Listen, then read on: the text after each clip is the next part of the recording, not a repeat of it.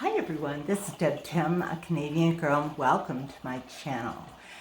Today I want to share with you what's going on with my African cichlids. I've changed things around and I have different plans, so I want to share them with you, so please stay tuned.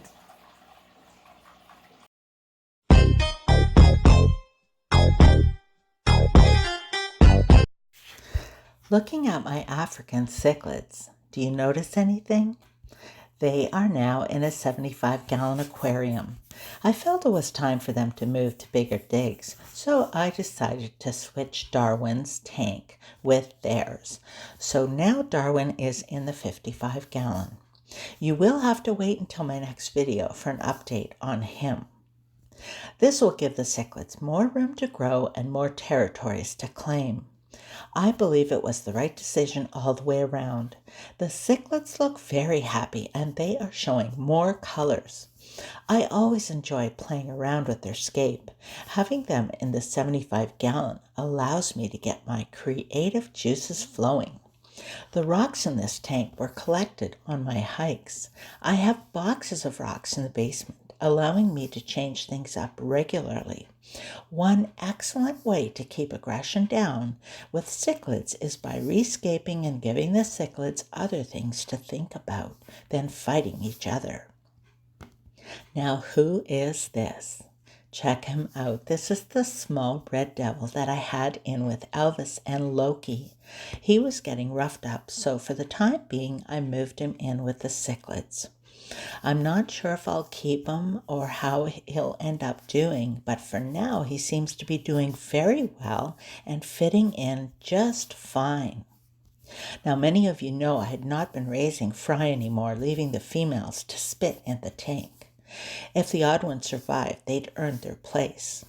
Well, lately I've been stripping mums and keeping the fry. These new fry are the first I've kept in a long time. Since I have tumblers and this amazing breeder box, I thought I would keep some again. There are 3 broods in this little breeder box right now, and more eggs have just hatched.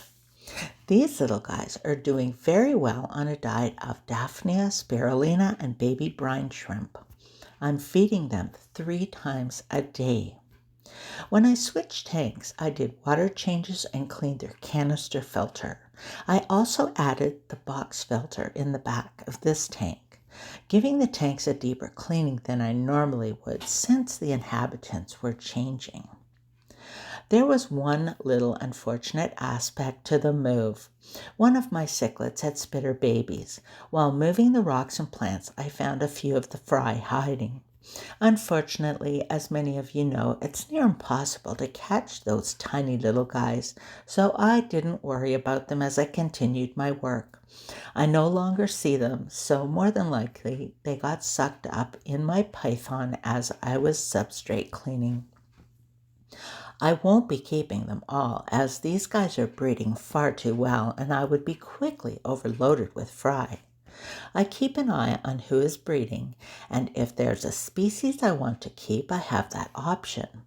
I do miss the babies so very much, and it's really nice to be raising some again. There are some stunning fish in this community, so I am sure I'll have lots of opportunity to collect a selection of fry. It's always interesting and fun to watch the fry develop and grow under your care. With the breeder box being such a nice size, I'm not worried about setting up an aquarium for the fry quite yet, but it will happen soon enough with the next brood coming along. I have noticed that I have some other females holding again. There are certain species that I really hope to get fry from. For example, this beautiful albino zebra. I do have a male and female, so hopefully they will give me a brood or 2. I would also like a brood or 2 from my species 44. The obese zebra is a prolific breeder and is constantly holding. Actually, I have 3 of them. I have been letting them spit, as I don't really want that many. Although having said that, these eggs in this tumbler right now are OB zebra.